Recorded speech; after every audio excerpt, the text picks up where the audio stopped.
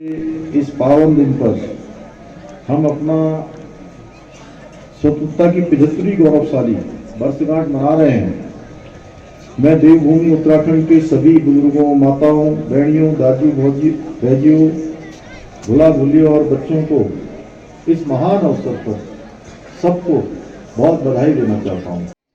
उत्तराखंड की ग्रीष्मकालीन राजधानी गैरसैंण जाकर मुख्यमंत्री धामी ने सबको आज़ादी के पर्व की बधाई दी, सबको शुभकामनाएं दी। लेकिन सवाल ये कि क्या सरकार के मुखिया शुभकामनाओं से आगे भी बढ़ पाए?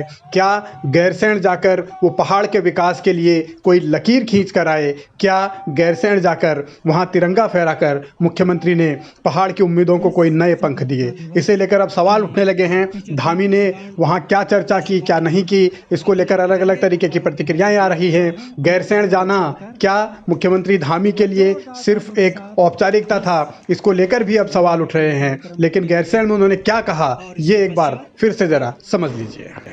देखिए, मैं सबसे पहले तो आप सबको आज आज़ादी के इस महापर्व आपको बहुत शुभकामनाएं देता हूँ। 75वां हम आज़ादी का महापर्व मना रहे हैं, आज़ादी का अमृत महोत्सव मना रहे हैं और घर घर तिरंगा इस बात का प्रतीक है कि पूरा देश आज जश्न में डूबा हुआ है।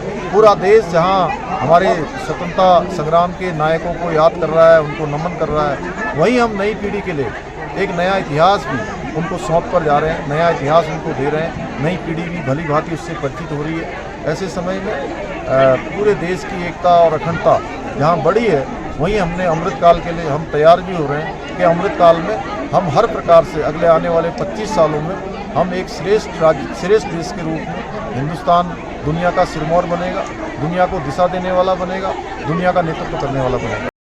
गैरसैंण से मुख्यमंत्री देश की एकता अखंडता की बात करते रहे, युवा पीढ़ी को नया इतिहास देने की बात करते रहे, लेकिन गैरसैंण के विकास और पहाड़ की तरक्की पर उन्होंने क्या कहा, ये एक अनसुलझी पहेली है। उससे पहले धामी देहरादून में थे और देहरादून से भी उन्होंने वही संकल्प याद किए जो वो अक्सर करते रहते हैं और बताते रहते हैं। आज के अवसर पर हमारे लिए संकल्प लेने का भी दिन है, वहीं हमारे उत्तराखंड का भी 25वां जब स्थापना दिवस होगा, आज से 3 साल बाद, लगभग 3 साल बाद, उस दिन हम भी हिंदुस्तान के श्रेष्ठ राज्यों में अपनी गिनती करा सकें, उस दिशा में भी हमें संकल्प लेकर आगे बढ़ना है। आज के अवसर पर मैं सभी को स्वतंत्रता दिवस की बहुत शुभकामनाएं देता हूं, बहुत बधाई देता हूं। धन्यवाद।